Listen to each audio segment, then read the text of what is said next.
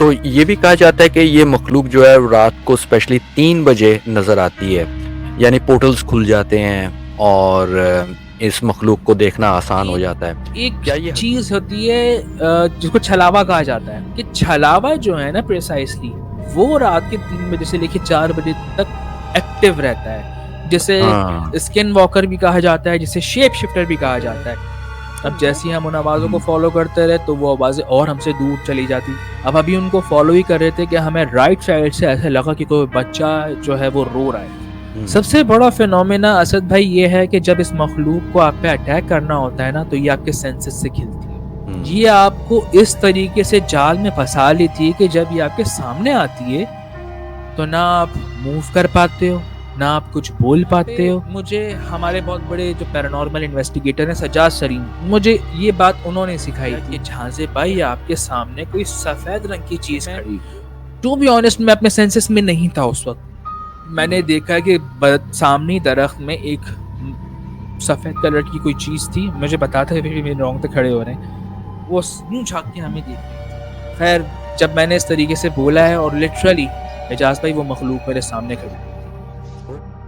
रास्ते में नहीं रुके तो वहाँ फोटोज हमने खींचे थे उससे। ये आपके पीछे जो है बार-बार ये बज रहा है, मैं तीसरी चौथी दफा नोट कर रहा हूँ। ये जब भी कोई बात होती है ना, ये उधर कुछ होता है जब हम बात करते हैं ना, तो पिछली बार भी कुछ हुआ था, कुछ बॉटल के 3-4 दफा पीछे बजा है।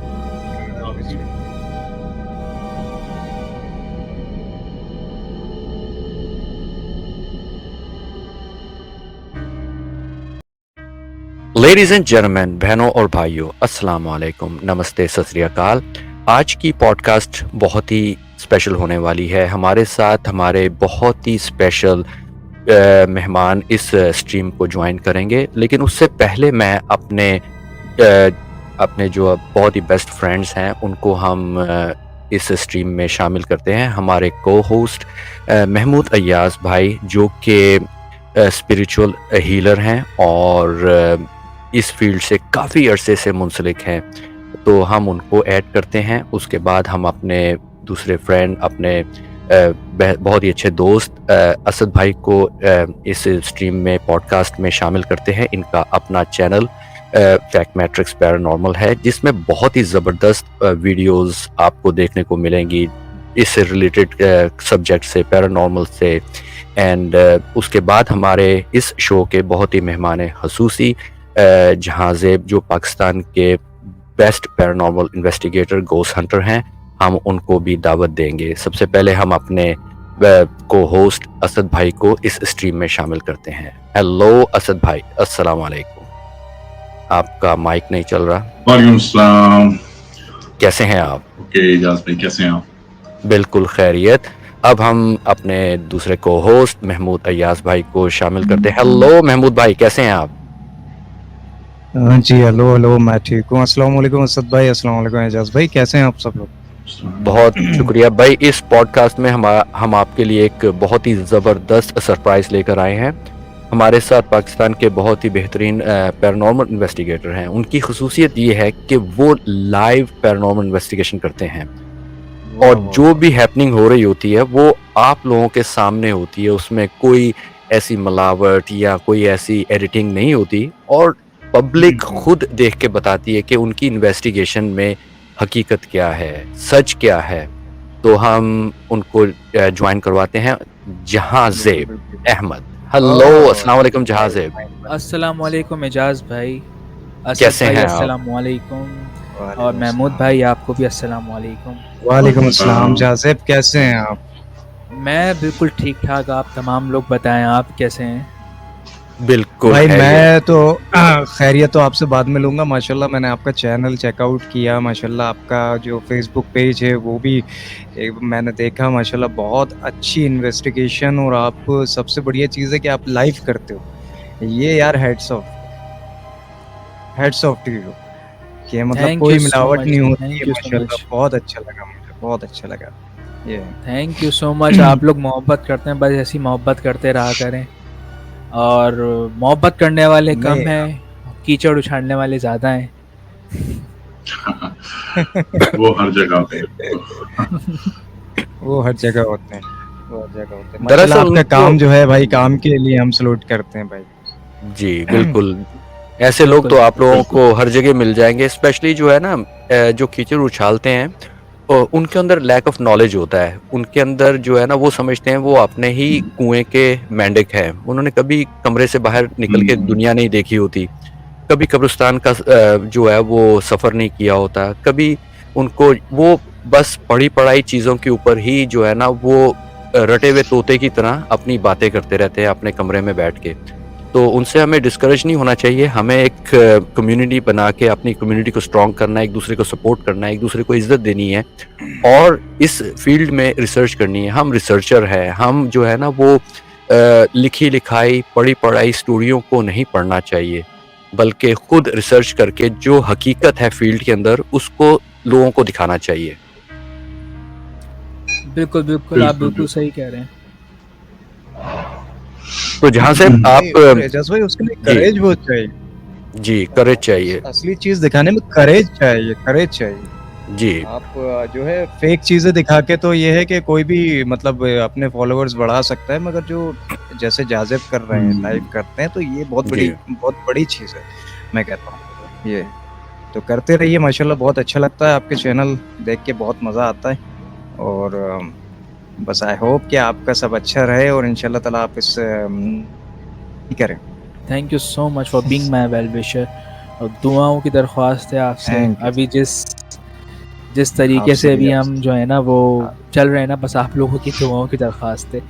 बहुत इंशाल्लाह बहुत जल्द मैं इंशाल्लाह पैरानॉर्मल इन्वेस्टिगेशन में वापस आऊँगा। ये छोटा-मोटा सा गैप आ गया है, मैं बहुत जल्द इंशाल्लाह आऊँगा। बहुत सारे लोगों की डिमांड भी यही है कि आप इन्वेस्टिगेशन शोज़ करें, क्योंकि बहुत सारे लोग ऐसे हैं जो कि 30 मिनट का एपिसोड बना के पेश कर देते हैं और लाइव इन्वेस्टिगेशन हमने पाकिस्तान में कभी भी नहीं देखी है। लाइव इन्वेस्टिगेशन जी, यूएस में कर रहे होते हैं, यूके में कर रहे होते हैं और भी जगह, लेकिन पाकिस्तान में जो है ना हर चीज़ 2 नंबर मिलती है। तो लाइव इन्वेस्टिगेशन का जो फिनोमेना है, ये पाकिस्तान में मेरा ही यही कोशिश थी मेरी कि मैं ही ये पहला बनता हूँ कि मैं लेकर आऊँ, और वो मैंने किया अल्हम्दुलिल्लाह, और इंशाल्लाह आगे भी इस चीज़ को कंटिन्यू रखूँगा। तो जहाँ से ये बताएँ कि पाकिस्तान में इन्वेस्टिगेशन जब आप करते हैं, तो आपको कौन-कौन से चैलेंजेस का सामना करना पड़ता है? यानी परमिशन लेनी पड़ती है, कोई स्पेसिफिक टाइम होता है या कोई रुकावट होती है गवर्नमेंट की तरफ से, पुलिस की तरफ से या यानी कि कौन-सी प्रॉब्लम्स आप फेस करके जो है वो फील्ड के अंदर जाते हैं? इजाज़ भाई, कुछ स्पेसिफिक जगह होती हैं, जैसे फॉर एग्जांपल हमारे कराची में जो है वो मोहाटा पैलेस है। तो वहाँ पे जो है ना बहुत सारे पैरानॉर्मल इन्वेस्टिगेशन जो हैं वो गए हैं पैरानॉर्मल इन्वेस्टिगेशन के लिए, बट वहाँ पे परमिशन किसी को भी नहीं मिलती, चाहे वो जितना भी बड़ी कोई तोप चीज़ हो, उनको वहाँ पे नहीं मिलती इन्वेस्टिगेशन की परमिशन। बिकॉज वहाँ पे जो है वो क्या कहते हैं, दूसरे मुल्कों की, मैं नाम भूल गया एग्जैक्टली क्या कहते हैं उसको, वो होते हैं ना जो वीज़ास वगैरह के लिए जाते हैं दूसरे जी, जी, मुल्कों जी। के लिए, मैं नाम जी, भूल जी। गया क्या कहते हैं उसको, परमिट? एम्बेसी क्या कहते हैं वो जो एम्बेसी एम्बेसी, एम्बेसीज बनी हुई है वहाँ पे। एम्बेसी। तो इसी वजह से जो है वहाँ की परमिशन नहीं मिलती। और बाकी जो दूसरी जगह है हमारी जितनी भी जगह हैं, जैसे पैरानॉर्मल इन्वेस्टिगेशन का एक स्पेसिफिक टाइम होता है, जैसे रात 12 बजे से लेके सुबह के 5 बजे तक का, तो यही टाइम होता है कि वो यही टाइम होता है कि जिसमें आपका इंटरेक्शन इस मखलूक से हो सकता है, चांसेस होते हैं। तो एक तो इस मखलूक का डर तो होता है हमारे दिल में, लेकिन दूसरी और भी हमारे पाकिस्तान में या कराची में मखलूक की होती है जिनके पास एक बंदूक होती है, एक अच्छा। उसका भी डर होता है, क्योंकि हमारे पास ऑलमोस्ट कैमरास वगैरह भी होते हैं और मोबाइल फोन्स भी होते हैं। इनको पता नहीं आजकल किसी कोई भी कुछ भी कर सकता है कराची में, तो एक इस चीज़ का भी डर होता है। और जहाँ तक बात रही परमिशन वगैरह की, तो वो इतनी बड़ी इसमें रॉकेट साइंस नहीं होती, वो मिल जाती है परमिशन, वो इस सूरत में कि हम उस जगह को जो है वो पब्लिक ना करें। नाम से? अच्छा। हम्म अच्छा, अच्छा, अच्छा, ठीक है। तो ये भी कहा जाता है कि ये मखलूक जो है रात को स्पेशली 3 बजे नज़र आती है, यानी पोर्टल्स खुल जाते हैं और इस मखलूक को देखना आसान हो जाता है। क्या ये हकीकत है या जिन्नात जो आप इन्वेस्टिगेशन करते हैं वो दिन के वक्त भी कर सकते हैं? देखिए एजाज भाई, दो चीज़ें हैं इसमें। एक तो सबसे पहली बात आपने बोला कि जैसे रात में 3 बजे के बाद पॉसिबिलिटीज़ हैं कि इस मखलूक को देखा जा सकता है और ये मखलूक पीक पे होती हैं अपनी। और दूसरी चीज़ ये है कि मैंने अभी रिसेंटली जो है वो जो शूटिंग करी थी एक दफ़ा, मैंने उसकी एक छोटी सी क्लिप डाली, तो लोग कहते हैं कि यार रमज़ानों में तो ये मखलूक नज़र नहीं आती, ये तो बंद हो जाती हैं। एक तो ये भी सही बात। फिनोमेना लोग कहते हैं। जी। तो इस मखलूक को देखने का ना कोई स्पेसिफिक वक्त नहीं होता है एजाज भाई। ये सही। देखती है तो दिन के टाइम पे भी देखी गई है, शाम के टाइम पर भी देखी गई है, रात के टाइम पर भी देखी गई है और ये सुबह जी। सवेरे भी देखी गई है। हम्म, तो एक चीज होती है जिसको छलावा कहा जाता है। जी। सुनने में मैंने सुना है कहीं से कि छलावा जो है ना प्रिसाइसली वो रात के 3 बजे से लेके 4 बजे तक एक्टिव रहता है, जिसे हाँ। स्किन वॉकर भी कहा जाता है, जिसे शेप शिफ्टर भी कहा जाता है। तो वो मखलूक जो है वो रात के 3 बजे से 4 बजे तक जो है वो एक्टिव रहती है। बाकी जो भी दूसरी मखलूकात है, शैतानी मखलूकात, वो किसी भी वक्त आपके सामने आ सकती हैं। इसका कोई टाइम वो नहीं होता है। जी, जी, जी, जी, जी। तो असद भाई, आपका भी सवाल हो कुछ? आज मौका है असद, जहां से हमारे साथ हैं ज्वाइन किए हुए, और कोई भी मैं आपका तो क्वेश्चन। हाँ, मैं तो बस ये जानना चाह रहा था कि इतने सारे एक्सपीरियंसेस में से कोई ऐसा एक्सपीरियंस हो जिसमें आपको लगा हो कि अब ये बात जो है वो आउट ऑफ हैंड जा रही है, मतलब कुछ ज्यादा इन्वेस्टिगेशन के दौरान। एक होता है कि हाँ थोड़ा सा महसूस हुआ या कोई इक्विपमेंट ने बताया, तो कुछ ऐसा इंसिडेंट हुआ कि जो था खतरनाक।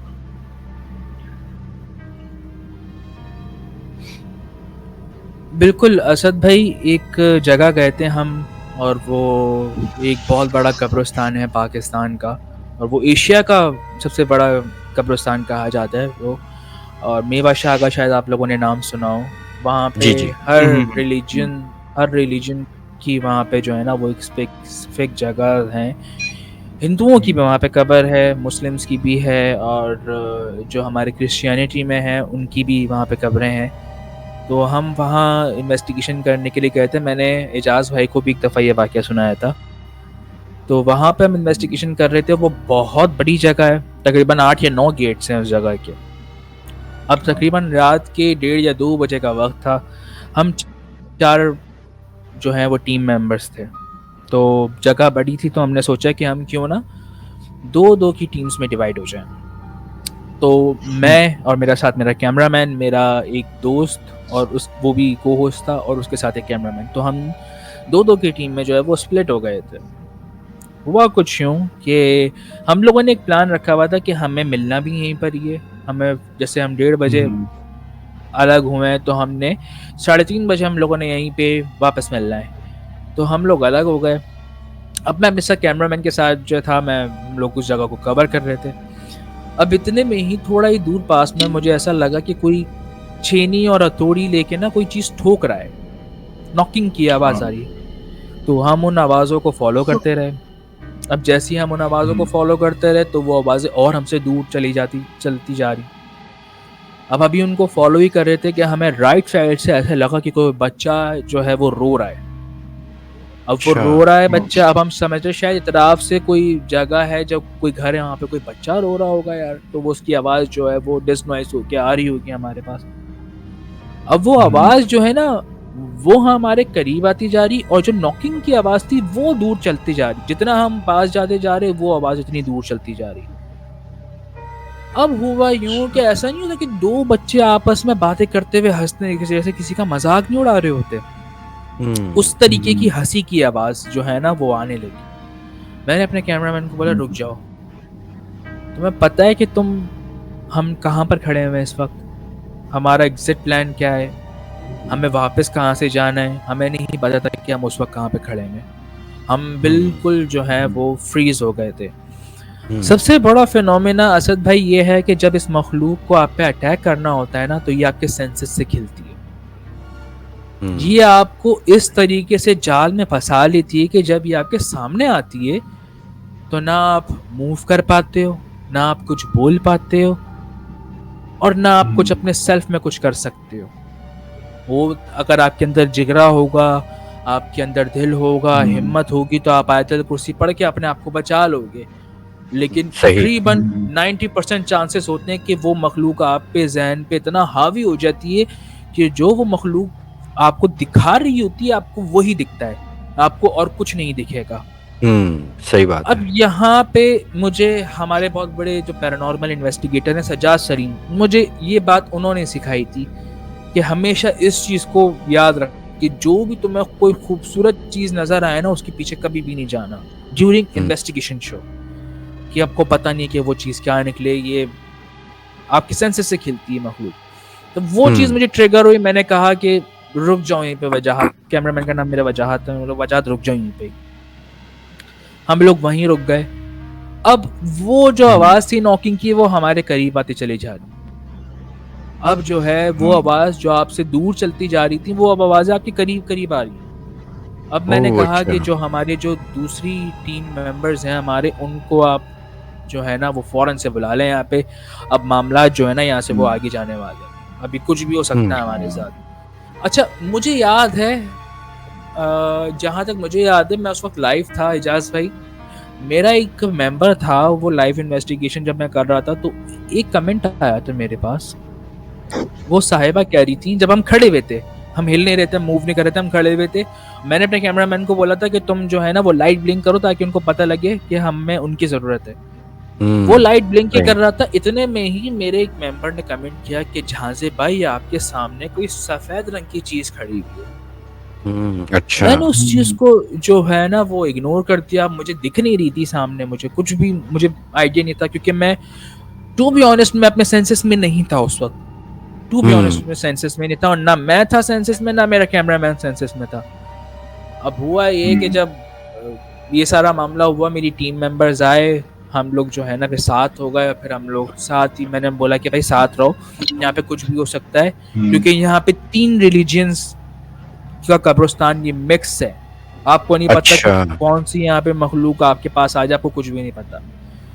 खैर मैं घर गया, जब भी मैं एक एपिसोड अगर मैं बनाता भी हूँ ना तो वो लाइव फुटेजेस से ही लेके बनाता हूँ। अपने पास से मैं कोई रिकॉर्डिंग वगैरह नहीं करता, मैं लाइव फुटेजेस, ताकि वो होते हैं ना कि 8-8 घंटे की लाइव फुटेज वो होती हैं, लाइव वो होती हैं, तो फिर लोग जो है ना वो आगे बढ़ा के रिमाइंड करके देख रहे होते हैं, उनके लिए आसानी हो कि जो की वीडियोस है ना वो उनको एक ही एपिसोड में मिल जाए। मैंने वो रिकॉर्डिंग देख रहा था और लिटरली मैंने देखा कि सामने दरख्त में एक सफ़ेद कलर की कोई चीज़ थी, मुझे बताते हुए भी मेरे रोंग पे खड़े हो रहे हैं, वो यूं झांक के हमें देख रही थी। ओह, अच्छा। और उसके शायद मैं आपको वीडियो शेयर करूंगा, वो उसके कपड़े जो थे ना वो सफ़ेद रंग के थे, आंखें उसकी चमक रही थी और वो हमें ही देख रही थी। ये एक वाकया था, ये जो मुझे ट्रिगर कर रहा था कि हमें लग रहा था कि वो हमारे लिए लाइफ थ्रेटनिंग है, हमारे साथ कुछ भी हो सकता है, कुछ भी हो सकता है। हाँ, महमूद भाई अगर आप कुछ पूछना चाहें या कुछ ऐड करना चाहें इसमें तो। मेरा ये क्वेश्चन था जाज़ेब, जब आप इन्वेस्टिगेशन करने जाते हो इस तरह की, तो अपने आप को क्योर किस तरह से करते हो? क्योंकि जब हम ऐसी जगहों पे जाते हैं जहाँ पहले से ही एंटिटीज़ मौजूद होती हैं के बारे में सुना होता है, तो उसको क्योर वगैरह किस तरह से करते हैं, और जो है उससे बचाव हम किस तरह से करते हैं? जैसे असद भाई ने पूछा, इससे ही रिलेटेड मेरा आपसे सवाल है, क्योंकि आपको तो बहुत सारा ये है कि आपको बहुत सारे इंसिडेंट पेश आए होंगे, ये तो आपने अभी एक ही सुनाया है, इंशाल्लाह आई होप कि आप और भी सुनाएं तो काफ़ी अच्छा लगेगा। तो मैं ये पूछना चाहता हूँ किस तरह से क्योर करते हैं, फिर किस तरह से उससे कभी-कभी कुछ ऐसी भी एंटिटी आपके पास आ जाती होंगी कि उनसे बचना भी बड़ा मुश्किल हो जाता होगा, इस तरह से? ये मेरा सवाल था। देखिए महमूद भाई, जब भी मैं इन्वेस्टिगेशंस पे जा रहा होता हूँ ना, तो मेरी अम्मी मुझसे हमेशा पूछती कब तक आओगे। मैं लिटरली मैं कभी भी इनको जवाब नहीं देता इस चीज़ का। आपको नहीं पता कि आप शायद आओ भी या नहीं आओ, आपको नहीं पता होता। सिर्फ पैरानॉर्मल इन्वेस्टिगेशन नहीं, अब ये चीज़ सिर्फ इस तक महदूद नहीं रही, अब कराची में भी यही है कि आपको आपको नहीं पता कि आप वापस आओ या नहीं, आपको नहीं पता होता। लेकिन प्रिसाइसली जब आपको पता है कि आप मौत के मुंह में जा रहे हो, तो आपको नहीं पता होता कि आप वापस आओगे भी या नहीं। अब इसमें देखें महमूद भाई, दो चीज़ें ऐड होती हैं। सबसे पहली चीज़ तो ये कि इस मखलूक को ना कभी भी आपने चैलेंज नहीं करना, कभी भी चैलेंज नहीं करना। अगर मैं किसी के घर जाऊं रात के 3 बजे और मैं उसको बोलूं कि मैं तुम्हें देखने आया हूं, अगर पॉसिबल हो तो बाहर आ जाओ, तो रात के वक्त जो है मैं उसको प्रोवोक कर रहा हूँ या मैं उसको चैलेंज कर रहा हूँ कि हिम्मत है तो बाहर आओ। तो इस तरीके से कभी भी किसी इस मखलूक को चैलेंज नहीं करना चाहिए। ये लाइफ थ्रेटनिंग की तरफ चले जाती है आपके ये, कि जब आप किसी मखलूक को चैलेंज कर रहे हो, ठीक है जी। और दूसरी चीज़ जो सबसे इम्पोर्टेंट है कि आप जब आप इन्वेस्टिगेशन के लिए जा रहे होते हो तो आप हम हर चीज़ के लिए प्रिपेयर रहो कि आपके साथ अगले 2 सेकंड में या अगले 5 सेकंड में आपके साथ कुछ भी हो सकता है, कुछ भी हो सकता है आपके साथ। तो जब आप मेंटली तौर पे प्रिपेयर रहोगे ना, और मेंटली हाजिर दिमागी बहुत इम्पोर्टेंट है इस चीज़ के लिए।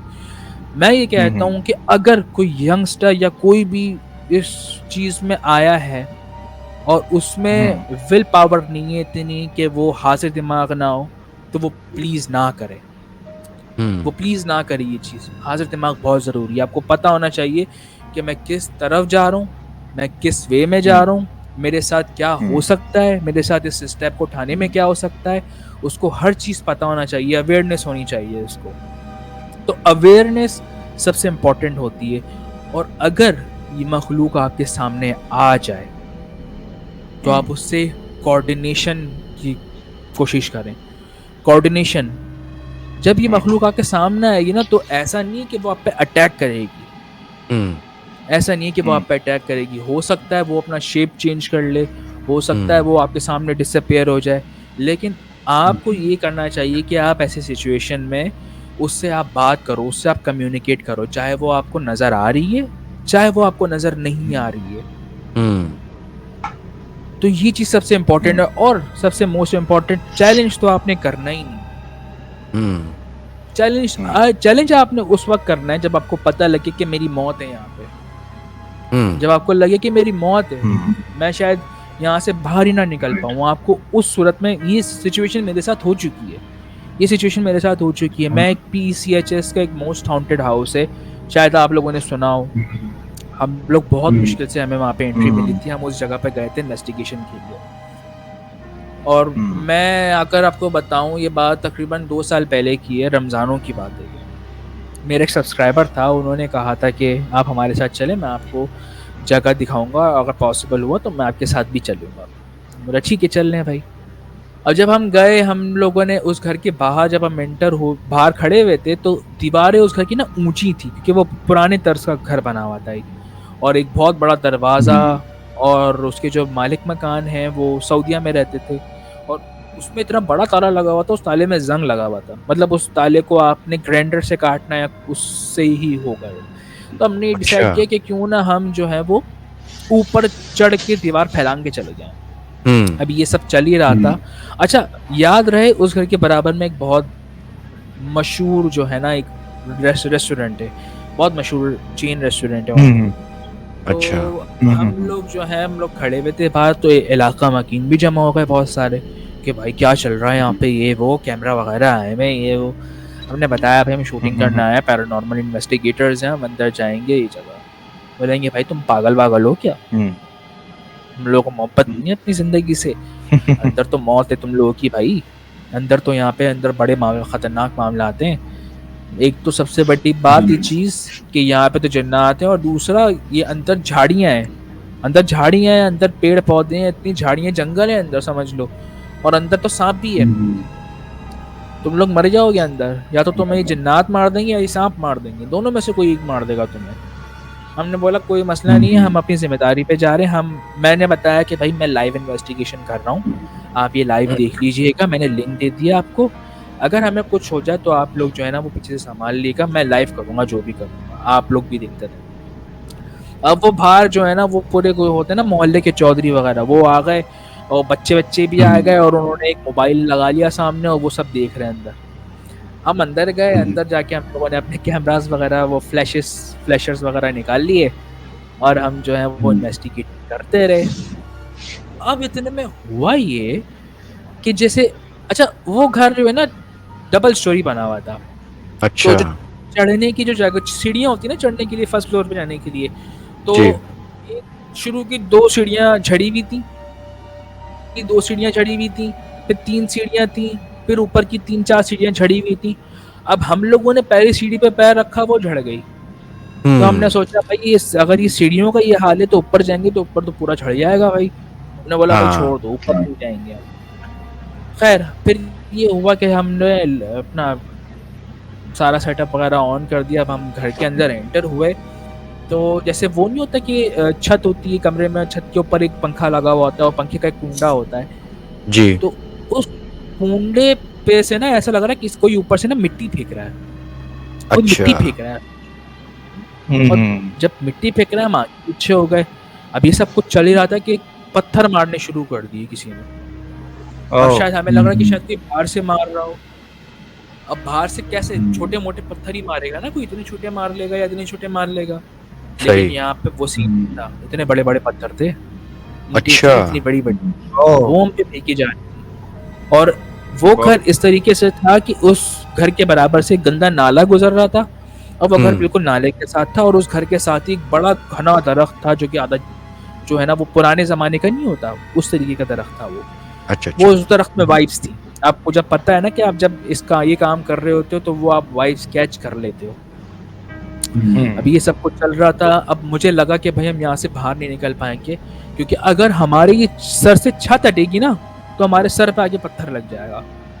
वहां पे मैंने इस मखलूक को चैलेंज किया था कि हमें नुकसान नहीं पहुंचाओ, हम डरते ही नहीं है तुमसे, हिम्मत है तो सामने आओ। मैंने इस तरीके से प्रोवोक किया था। तब किया था जब मुझे लग रहा था कि हम 4 या 5 में से कोई भी वापस नहीं जाएगा। और जो हमारे साथ सब्सक्राइबर था ना, उसके ऐसा लग रहा था कि यार मेरे पैर के नीचे जमीन नहीं है, जहाँ से भाई वो यूं मेरे साथ चिपका हुआ था पूरा। वो बहुत डर रहे थे। खैर जब मैंने इस तरीके से बोला है और लिटरली एजाज भाई वो मखलूक मेरे सामने खड़ी थी। ओहो, अच्छा। तकरीबन 10-11 फीट की इसकी हाइट होगी। ओहो। और 2 आंखें थी उसकी, 2 आंखें बस। मैंने बोला भाई यहाँ से पैकअप करो। और जो मेरे साथ सब्सक्राइबर था ना, उसकी हालत ख़राब हो रही थी। मुझे लग रहा था कि भाई उसको अब हार्ट अटैक हुआ, क्योंकि डिस्टर्बेंस चारों तरफ से थी। मैंने बोला भाई आप पैकअप करो। लेकिन ये बात यहाँ ख़त्म नहीं होती। हम लोगों ने पैकअप किया और जो मैंने चैलेंज किया था उसका खुमियाजा मैंने भुगता। फिर कह रहा हूँ उसकी सज़ा मैंने काटी है। मैं ऊपर गया हूँ, दीवार चढ़ा हूँ दोबारा उतरने के लिए बाहर रोड के साइड पे। दीवार ऊपर थी तो मैं चढ़ा हूँ ऊपर, और जैसे ही मैं ये हुआ कि इतने में ही मेरे साथ दिलदार था उस वक्त। तो दिलदार ने बोला कि जहाँ से ये ले लो तुम बैग, और तुम बैग पकड़ के ना तुम नीचे उतर जाओ। मैंने बोला ठीक है। मैंने उससे बैग लिया। अब जैसे ही मैंने बैग लिया ऐसा लगा किसी ने मुझे पुश किया। अच्छा। मैं नीचे गिरा रोड पे, और जब मैं नीचे रोड पे गिरा हूँ तो बहुत सारे लोग थे, वो आए और उन्होंने बोला भाई तुम इतनी ऊपर से गिरे हो और तुम उड़ भी गए, मैं चोट तो नहीं लगी। और मैं लिटरली इतना था, तकरीबन 2nd फ्लोर या 1st फ्लोर या 2nd फ्लोर ले लें, क्योंकि बहुत बड़ी दीवार थी, बहुत ऊंची दीवार थी। और मैं उठ के खड़ा हो गया और इतनी जोर से धड़म करके आवाज़ आई थी, क्योंकि मैं उस हैवी वेट था मेरा। तो वहाँ से जो रेस्टोरेंट में नूरानी कबाब हाउस है, उसका मैं नाम ले लेता हूँ, नूरानी कबाब हाउस से आए थे बहुत सारे लोग।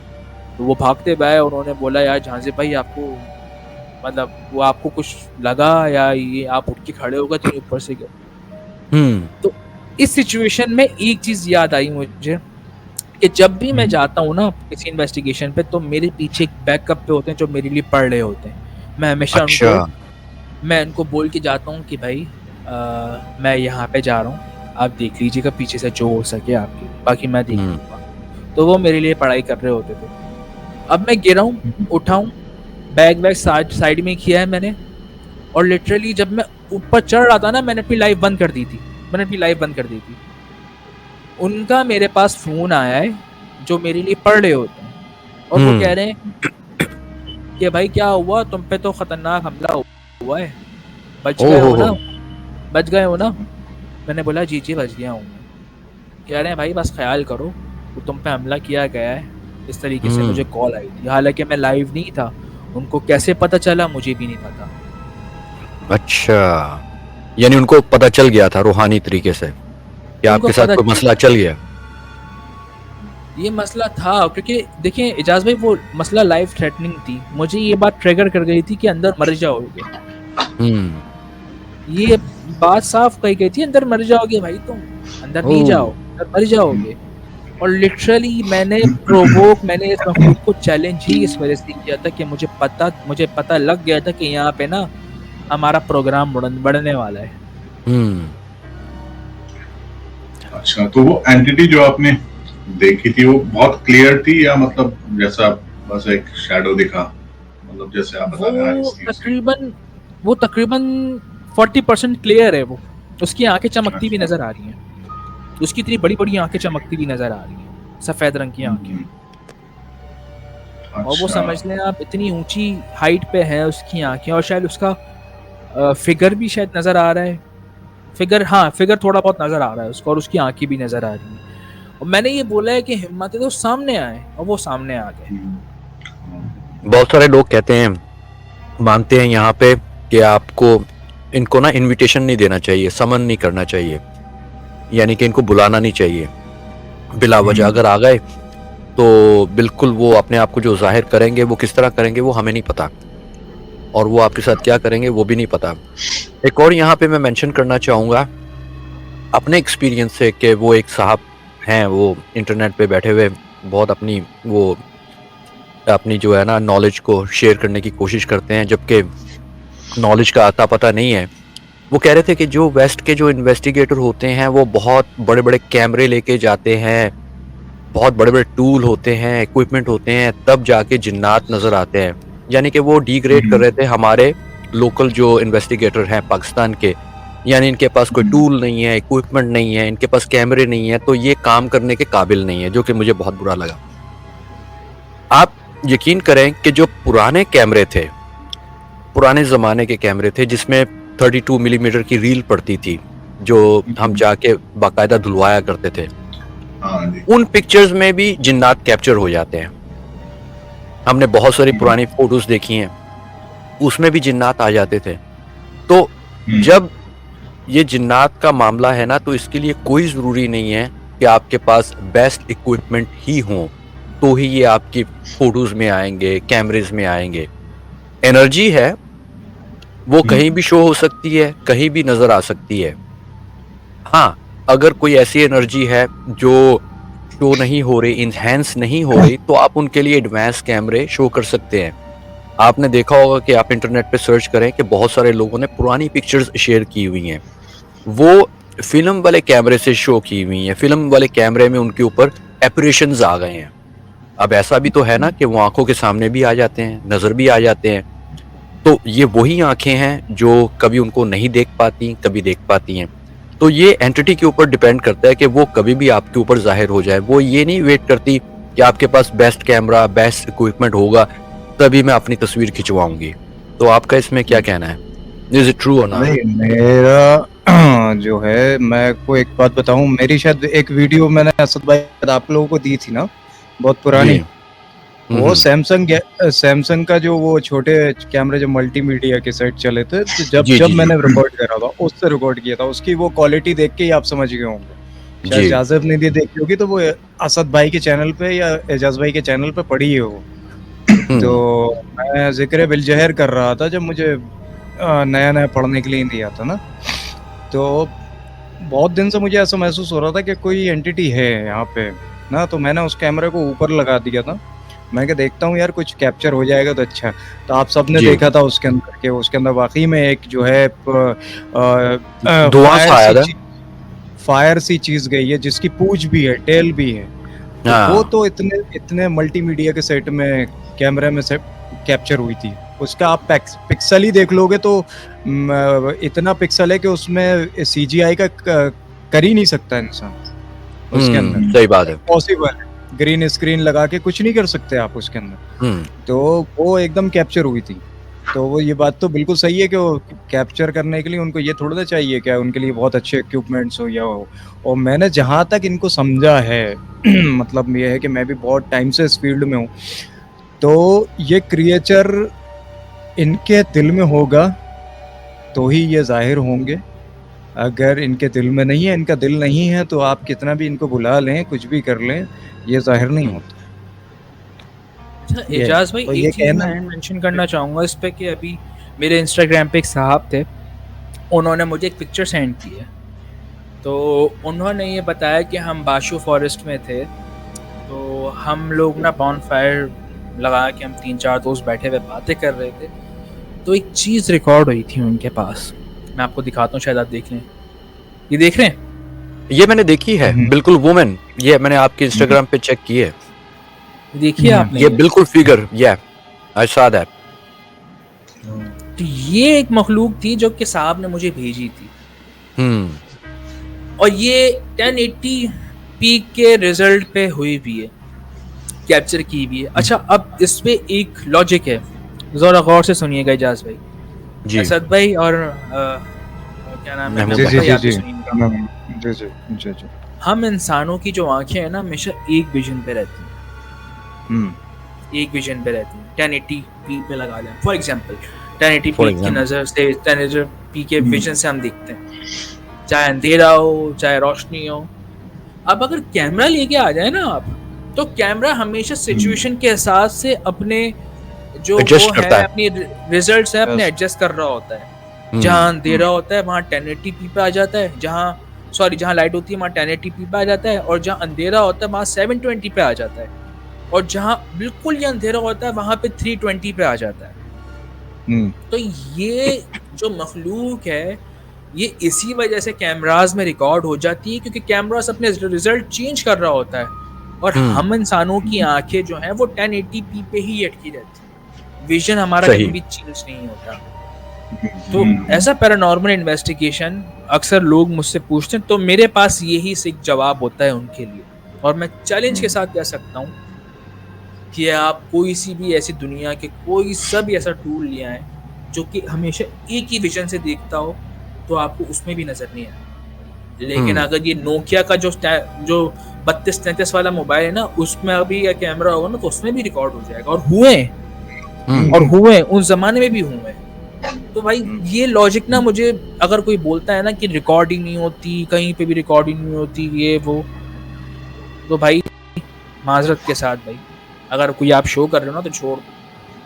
ये जितने भी ये जो पीछे पुराने जो लोग हैं ना, आप खुद बैठ के बातें कर रहे होते हो, तो फला एक्टर के साथ हो गया, फला एक्टर के साथ ये हो गया था, फला एक्टर ड्यूरिंग शूटिंग के साथ उनके साथ ये हो गया था, उन्होंने वो रिकॉर्डिंग कर ली, उनको मान लोगे। लेकिन पैरानॉर्मल इन्वेस्टिगेटर कहेगा कि मैंने ये चीज़ रिकॉर्ड कर ली, उस पर तुम डिबेट करना शुरू कर दोगे। बिल्कुल सही बात है। देखिए ना, पुराने कैमरों में भी कैप्चर हो जाता, जैसे मैंने पहले बताया, वो रील वाले कैप्चर जो होते थे उसमें तो बहुत क्लियर जो है वो कैप्चर होते थे, जबकि वो इतने एडवांस भी नहीं थे। एक वो डिजिटल कैमरे जब आने शुरू हुए थे ना, तकरीबन आप लगा लें 10-12 साल पहले, तो मेरे पास एक सोनी का कैमरा छोटा वाला आता था, तो हम ऐसे ही नया कैमरा लिया था, तो हम ऐसे निकले, और शायद यही टाइम था, दिवाली का टाइम था। तो मेरे फ्रेंड की कार थी, हम रास्ते में कहीं रुके, तो वहाँ फोटोज हमने खींचे थे उससे। ये आपके पीछे जो है बार बार ये बज रहा है, मैं तीसरी चौथी दफा नोट कर रहा हूँ। ये जब भी ये कोई मैंने बात वो होती है ना, ये मैंने ऑन करके रखा हुआ है इसको।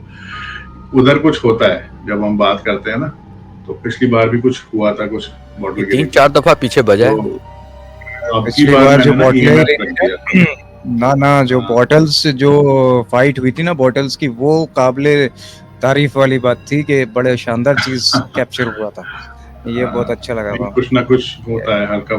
अब की बार मैंने ईएमएफ ऑन करके रख दिया वहाँ पे, मैंने कहा कुछ होगा तो वो बजेगा भी साथ में। तो ये हल्का हल्का बीप कर तो रहा है बार बार। इजाज तो भाई इसी तो उस पिक्चर में हाँ जी जी आसिफ बताइए नहीं क्या तो कह रहे हैं। जी जान इजाज भाई मैं अभी आपकी एक पॉडकास्ट देख रहा था, मुझे अच्छी तरीके से याद है, और महमूद भाई ने उसमें एक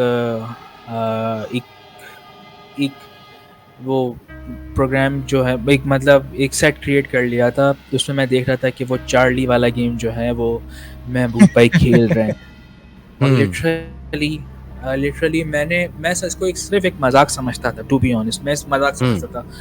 लेकिन क्योंकि मुझे लोग बोलते थे ड्यूरिंग इन्वेस्टिगेशन शो कि आप ये वाला गेम ट्राई करें, तो मैंने ये जब ट्राई किया ना, तो मैं कहता हूँ कि यार इस बंदे में ना बड़ा जिगरा है, जो बात है। क्योंकि वो मखलूक अगर आप उसको कॉल कर रहे हो, तो आपको ये पता होना चाहिए कि ये जाएगी कैसे। अगर बुलाने का तरीका पता है ना, तो जाने का तरीका भी पता होना चाहिए कि ये जाएगी जी कैसे। तो इस बंदे में बड़ा जिगरा है यार, जो बात है। मैंने वो पूरी वीडियो नहीं पूरी पॉडकास्ट देखी थी। जाजेब उसके बाद अगर आपने देखा होगा ना कि मैं बहुत टाइम के लिए, मेरे ख्याल से 6-7-8 महीने के लिए मैं गायब हूँ, स्ट्रीम में नहीं आया था मैं। तो वो और क्या हुआ था? किसी से मेरा, अरे बस बताएंगे कि अभी किसी टाइम बहुत कुछ हुआ था, नहीं हो गया था, लाइक लोगों को लगा कि हम मजाक कर रहे मिनी पोजेशन हो गया था। जिस तरह हैं। आपने पहले बताया ना कि जब ये मखलूक आती है तो आपके माइंड को कंट्रोल करती है, तो मेरा तज्जिया ये है कि उसने उस वक्त इनके माइंड को कंट्रोल कर लिया था। ये अपने होश और हवास में नहीं थे, इनको नहीं पता था कि ये क्या कर रहे हैं। तो it was like blacked out for a minute, it was like a blacked out. तो वो हुआ, तो वो स्ट्रीम हमने फिर हाइड कर दी थी। तो मैंने कहा कि यही ना लगे कि लोगों को ये कुछ ड्रामा किया गया। लेकिन बहुत जल्द जो है हम करने वाले हैं वीजी बोर्ड के ऊपर एक्सपेरिमेंट, कि वाकई ये काम करता है कि नहीं करता। अब वीजी बोर्ड जो है, मेरा यकीन तो है कि वीजी बोर्ड 100% काम करता है। ज़रूरी नहीं है कि उसके जो असरात हैं वो उसी वक्त नुमायाँ हो जाएं। हो सकता है कि वीजी बोर्ड आप आज खेल रहे हैं, लेकिन उसके साथ जो एंटिटी बाहर निकली है, जो कांटेक्ट हुआ है, वो आपको महीने के बाद भी तंग करे, 2 महीने के बाद भी तंग करे, 3 महीने के बाद कैसे तंग करती है, ये डिपेंड करता है उस एंटिटी के ऊपर। विजय अच्छा, बोर्ड की ये मेरे पास जो स्टोरीज आ चुकी हैं। जी अच्छा, इसमें ये जाहिर नहीं, ये श्योरिटी नहीं है कि आपको चार्ली ही आएगा। बजा बजा बजा बजा फिर बजा फिर बजा हाँ, फिर जब बजा। चार्ली का चार्लन नाम भी, लेते इसमें चार्लन भी आ जाएगी। हाँ जाजेब, चार्ली नहीं, मतलब इसमें वो नहीं है कि इसके अंदर ना क्या चार्ली आएगा।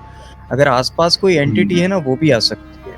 और जी उसमें क्या था कि मेरे सामने जो वो क्या कहते हैं, कबर्ड थे, कबर्ड, और पूरा कमरा अकेला था। तो मैं लोगों को बोल भी रहा हूँ, उसको दिखा भी रहा हूँ कि कबर्ड हिल रहे हैं ना, उसके दरवाजे खुल रहे थे बाकायदा बार जी बार। उसको अगर आप गौर से देखेंगे ना जाके, तो हमने फिर वो कैमरे में कैप्चर हुआ, बाद में हमने उसको स्लो मोशन में डाला ना, तो बाकायदा उसमें जो है ना, वो ऐसे करके बाकायदा यूं ही हो रहे थे। और ओह फिर उसके बाद जो हुआ है मेरे साथ, तो मैं 6 महीने 7 महीने के लिए गायब था। और अब मेरे हजरत वाला, अब तो यह है कि पर्दा फरमा गए माशाल्लाह, उन्होंने काफ़ी साथ दिया मेरा इसके अंदर। उन्होंने मुझसे कहा कि ऐसे मत करो, ऐसे नहीं करा जाता जिस तरह से तुमने किया। ये जी, है। वही है ना कि जब आप पोर्टल खोलते हैं, जब किसी एंटिटी को बुलाते हैं, तो ज़रूरी नहीं है कि वो ही आपके जो है ना ज़िंदगी में आए। जैसे हमारे घर का दरवाज़ा होता है, अगर हम खोल दें, दरवाज़ा खोल के रखें, तो उसमें अच्छे लोग भी आ सकते हैं, बुरे लोग भी आ सकते हैं, चोर भी आ सकते हैं। तो ये जो वर्ड है, ये ऐसे ही है कि आप जब अपना पोर्टल खोल देते हैं और इनविटेशन दे देते हैं, तो उसमें कोई भी एंटिटी आ सकती है। वो अच्छी भी हो सकती है, बुरी भी हो सकती है। हाँ उसको और वापस आप लोगों को मैं सीरियस एक बात बताऊं, अभी मैं आपको एक बात बताता हूँ। अभी भी मुझे मतलब जो है वो एंटिटी महसूस होती है मेरे पास में। सीरियस बता रहा हूँ मैं कभी भी जो है, आपने देखा होगा कभी आप लोग कुछ पूछते भी हैं जज भाई, तो मैं आवाम के सामने नहीं बोलता। बहुत कम मैंने बातें बताई हुई हैं, मैं बोलता ही नहीं हूँ। क्योंकि मुझे नहीं लगता कि यार कि जब तक मैं जिस चीज़ को प्रूव कर सकता तो मैं वो चीज़ बोल सकता हूँ। वही बिल्कुल हाँ, बात सही है। ये चीज़ प्रूफ नहीं कर सकता तो मैं नहीं बोल सकता। फिर वही वाली बात है कि इंसान समझता है कि हाँ, इन्होंने एंटरटेनमेंट के लिए खेल दिया, मगर वही जिसके साथ मेरा पूरा मुंह जल गया था, मालूम है आपको? ये पूरा ये जो है, कभी मैं ये हटाऊंगा शेव तो यहाँ से ये जला हुआ अभी तक है निशान। कि पूरा होश हम्म, जल गया था मैं उसकी वजह से। वो मुझे उस टाइम फील नहीं हुआ है, वो बहुत बाद में फील हुआ है हम्म, मुझे। सही।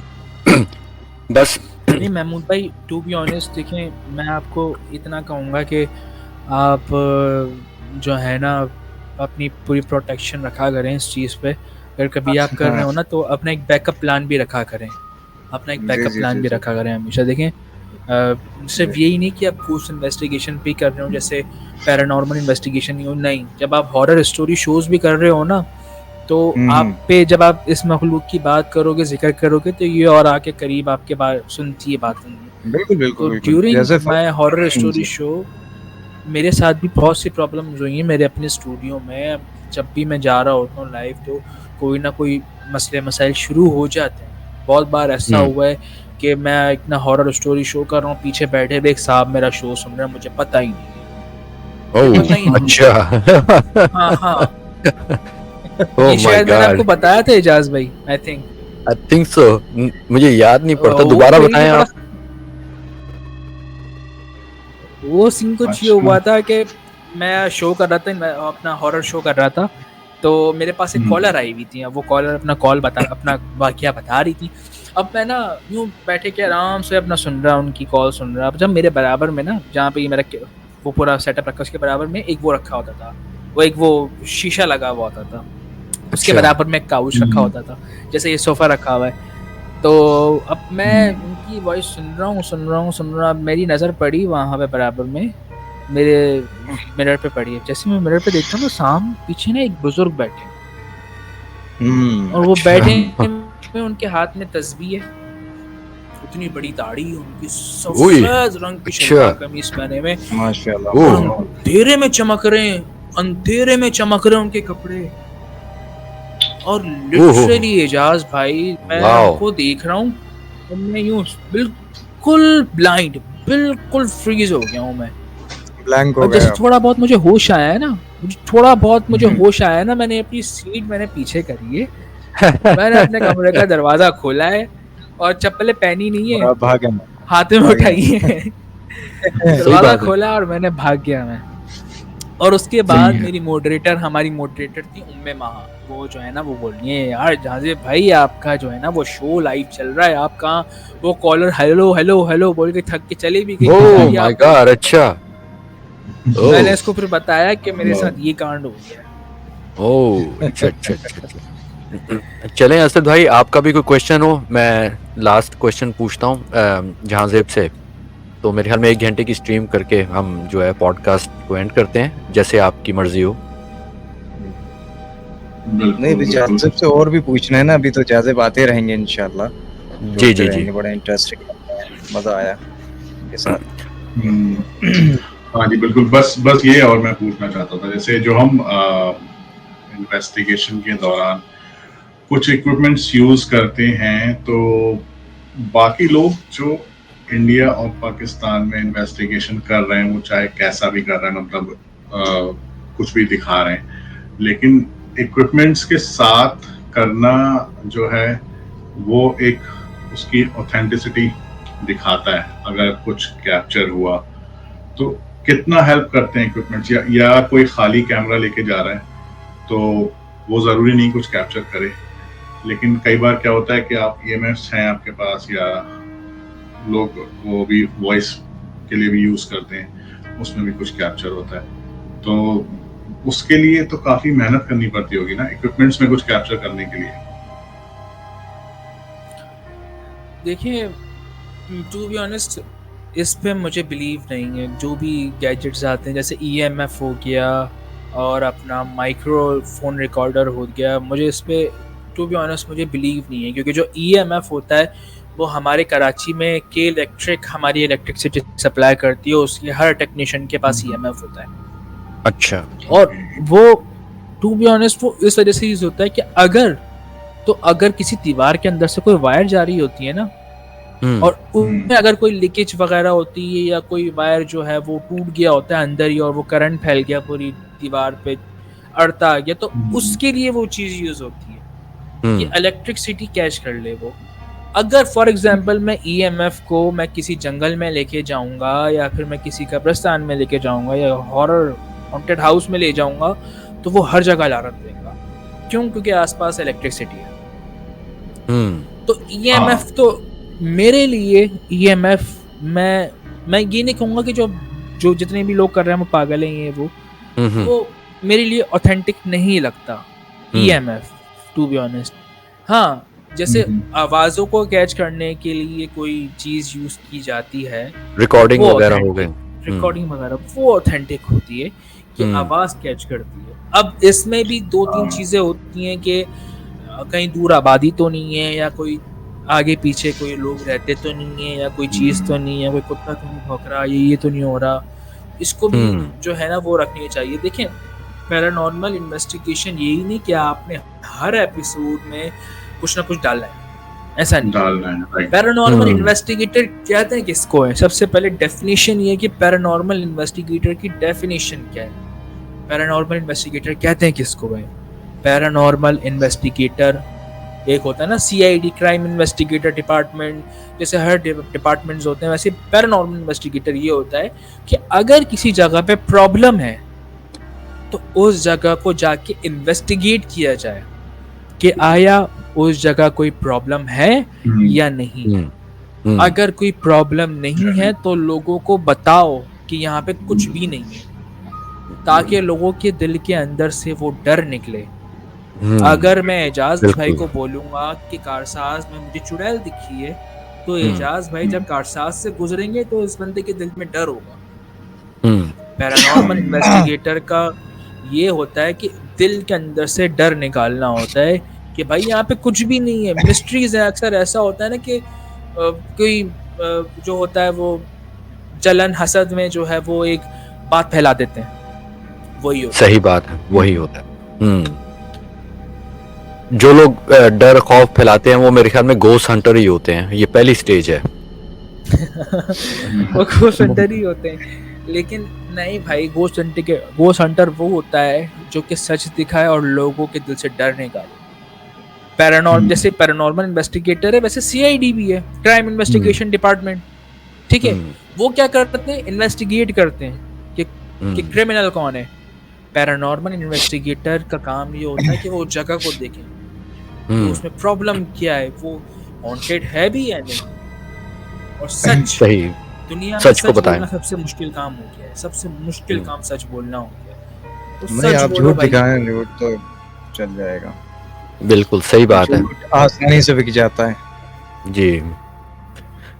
तो मेरे ख्याल में लास्ट क्वेश्चन मेरी तरफ से तो ये है, मुझे अक्सर वो मैसेजेस वगैरह आते हैं यंग किड्स के कि वो गोस्ट हंटर या पैरानॉर्मल इन्वेस्टिगेटर बनना चाहते हैं, तो उनको क्या करना चाहिए? फर्स्ट स्टेप उनके लिए क्या है? तो as a investigator, paranormal investigator, आप क्या कहेंगे कि उन बच्चों को इस फील्ड में आने के लिए इक्विपमेंट्स खरीदने हैं, टूल्स खरीदने हैं, या प्रिकॉशंस क्या लेनी चाहिए उन्हें अपनी ज़िंदगी में जब पहली दफ़ा वो इन्वेस्टिगेशन करें? देखिए, सबसे पहले तो आप सिर्फ कैमरा उठा के ही चले जाएं, लेकिन उससे पहले आप मेंटली तौर पे कितना स्ट्रांग है। आपका दिल इस चीज़ का इजाज़त देता है कि आप पैरानॉर्मल इन्वेस्टिगेशन कर लो। सबसे पहले ये चीज़ कि आपका दिल जो है वो उस चीज़ की परमिशन दे सकता है या नहीं। देखिए, पैरानॉर्मल इन्वेस्टिगेटर आसान चीज़ नहीं है। आपको मैं फिर बता दूं, आसान चीज़ नहीं। आपको पता नहीं कि कब कौन से सेकंड में आपके साथ क्या हो जाए, कब कौन से सेकंड में। मैं एक मशहूर मिसाल देता हूँ आपको, चले। मोहसिन अहमद का नाम सुना होगा शायद आपने, मेरी उनसे पर्सनली बात होती है। मोहसिन अहमद वो क्या है, एक बहुत बड़ा नाम है मोहसिन अहमद। उनके साथ एक लोकेशन पे प्रॉब्लम हो गई। वो एक लोकेशन पे थे, वो गिरे और कोई इनको रगड़ते हुए घसीटता हुआ लेके जा रहा था। उनके पैर दोनों हवा में थे, वो नीचे लेटे हुए थे और बाकायदा कोई इनको ड्रैग करता हुआ लेके जा रहा था। फिर वो सज्जाद सलीम साहब ने उनको पकड़ा, ये सब उनको पकड़ा, फिर इनको बचाया। वो कह रहे हैं कि वो मेरा लास्ट शो था वो क्या है, उसके बाद से मैंने ये फील्ड ही छोड़ दी। मैं क्यों? क्योंकि मेरा बेटा है, मेरा एक बेटा है, मैंने उसकी वजह से छोड़ दी मैंने। और लिटरली इजाज़ भाई, आसान चीज़ नहीं है ये, ठीक है। तो सबसे पहले तो आप यहाँ से स्ट्रॉन्ग होने चाहिए। सबसे पहले यहाँ से स्ट्रॉन्ग, फिर यहाँ से स्ट्रॉन्ग। आपको पता होना चाहिए कि अगर वो कोई चुड़ैल मेरे सामने आती है मुझे क्या रिएक्ट करना है, वो चीज़ मेरे सामने आती है मुझे क्या रिएक्ट करना है। आपको उस चीज़ की अवेयरनेस होनी चाहिए, फिर आप इस फील्ड में। Great great, well that was great, बहुत अच्छा इंफॉर्मेशन रही सब लोगों के लिए। तो आप लोग भी कुछ कहना चाहें तो आप लास्ट वर्ड कह दें, फिर उसके बाद हम अपनी स्ट्रीम को मेरे ख्याल में एंड करते हैं। हाँ जी बिल्कुल, तो काफ़ी अच्छा रहा ये पॉडकास्ट, काफ़ी इंफॉर्मेशन के साथ और आपके एक्सपीरियंस जानने को मिले। तो हम ज़्यादा बजना शुरू हो गया, उसकी मर्जी होती है। हम ये एक्सपेक्ट करेंगे नेक्स्ट टाइम कुछ और हमें जानने को मिले, बल्कि और आपके जो नए आप बोल रहे थे वीडियोस डालेंगे लाइव वाले, तो वो ज़रूर देखेंगे और उसमें कुछ इंटरेस्टिंग हो तो फिर मज़ा आएगा। ठीक है, ग्रेट। इंशाल्लाह। ये महमूद भाई, मैं यही कहना चाहूँगा कि माशाल्लाह जाज़िब आए और बहुत अच्छी इन्फॉर्मेशन से हम सबको मुस्तफ़ीज़ किया, और आई होप ये आगे भी आते रहें। अगर आपके पास टाइम हो तो बिल्कुल आप आइए, और ये छोटी सी कम्युनिटी है हमारी और हम साथ में रह के इंशाल्लाह बहुत कुछ कर सकते हैं। और जो भी हजरात देख रहे हैं, हर चीज़ जो है मजाक नहीं होती, और जो करता है उसको ही पता है किस तरह से ये लाइव इन्वेस्टिगेशन करते हैं, वो भी लाइव करते हैं। ये जी, सबसे जी। बड़ी चीज़ है, ये लाइव कोई नहीं करता, सब जो है वो प्लांटेड ही करते हैं जहाँ तक देखा जाता है। जितना मेरा एक्सपीरियंस है तो मतलब ये सारे प्लांटेड ही करते हैं। मगर कोई बंदा अगर लाइव कर रहा है तो उसको यार जो है आप चेयर करना चाहिए, उसकी हौसला अफजाई करना चाहिए, मोटिवेट करना चाहिए, उसका मजाक नहीं उड़ाना चाहिए। ये है। तो मेरे लिए तो यही है कि जो भी व्यूअर्स देख रहे हैं तो हर चीज़ मजाक नहीं होती भाई, हम करते हैं, जिस तरह से हम झेलते हैं वो हमें ही पता है। ये है। तो बस ये है कि जाज़िब आप अपना काम करते रहिए, इंशाल्लाह ताला मेरी दुआ है कि आपको अल्लाह पाक तरक्की दे इस काम में, बहुत आगे तक जाएं और बहुत नाम कमाएं, और आपके उससे जो है हम लोगों पे भी कुछ छींटे आ जाएं। ये है ना? तो बस मेरा यही है। ख्याल रखिए अपना, इंशाल्लाह ताला फिर आगे भी पॉडकास्ट होते रहेंगे, उसमें भी आप आइए हमारे साथ जुड़िए इंशाल्लाह ताला। बहुत अच्छा लगा। आप लोग जब आवाज़ देंगे मैं तब आप लोगों के पास आऊँगा, आप लोग जब आवाज़ देंगे। तो इसका मतलब है आप जिन, इसका मतलब आप जिन बन गए हैं, बल्कि इसका मतलब आप जिन बन गए हैं। आपने आपकी हाजिरी हो जाएगी, मैं आ जाऊंगा। मैं तमाम लोगों से बहुत मोहब्बत करता हूँ। Thank you. मैंने जाज़िब को किडनैप कर लिया है। ठीक है भाई, जाइएगा नहीं स्ट्रीम छोड़ के, थोड़ी देर बैठिएगा। तो हम स्ट्रीम को यहाँ पे एंड कर देते हैं। लेडीज़ एंड जेंटलमैन, होपफुली आप लोगों को बहुत पसंद आया होगा। हमारे साथ जो हमारे मेहमान जाज़िब थे, इन्होंने इतनी अच्छी इन्फॉर्मेशन दी। आपके पास भी कोई क्वेश्चन हो आप इनसे डायरेक्टली पूछ सकते हैं या हमें पूछ सकते हैं, और नेक्स्ट स्ट्रीम में हम इनसे ज़रूर पूछेंगे। तो मेरी तरफ से तो बाय बाय, गुड नाइट, अल्लाह हाफिज। जाज़िब आप क्या कहना चाहिए? एक सेकंड मैं ये कहना चाहता हूँ कि जाज़िब का जाके चैनल सब्सक्राइब करें, और उनका वो सबने किया हुआ है, और सबने किया हुआ है। असद भी है तो असद भाई के चैनल पे आएगा ना। असद भाई के चैनल पे अभी जाज़िब को शायद मेरे ख्याल से कोई नहीं जानता, ये फर्स्ट टाइम मीट है ना। तो असद भाई के चैनल के व्यूअर्स जो हैं, जो भी लाइव इन्वेस्टिगेशन में, जो पैरानॉर्मल इन्वेस्टिगेशन में रुचि रखते हैं, इंटरेस्ट रखते हैं, वो लाइव जाके इनका देखें और इनके काम को सराहें, और अच्छे कमेंट्स करके और शेयर भी करें, और साथ में हम लोगों का भी कर दें। ये कहना चाह रहा था बस। अब आप लोग कंटिन्यू कर लीजिए। ठीक है जी जाज़िब। बस मैं ये कहना चाहूँगा कि मैं आप तमाम लोगों से बहुत मोहब्बत करता हूँ, आप लोगों को देखता रहता हूँ, और ये मैं इसका ज़रूर मैं अपने इंस्टाग्राम पे अपलोड करूँगा मैं इसकी एक फुटेज।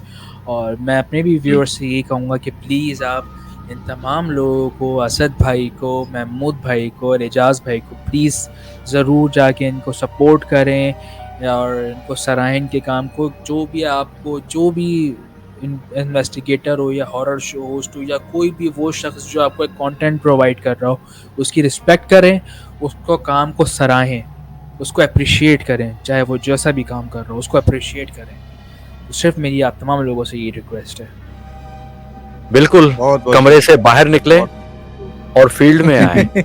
फील्ड में अपने फील्ड में अपने माइक को छोड़ें और फील्ड में आए, फिर देखें। ओके, टेक केयर, अल्लाह हाफिज, बाय बाय। और ये ना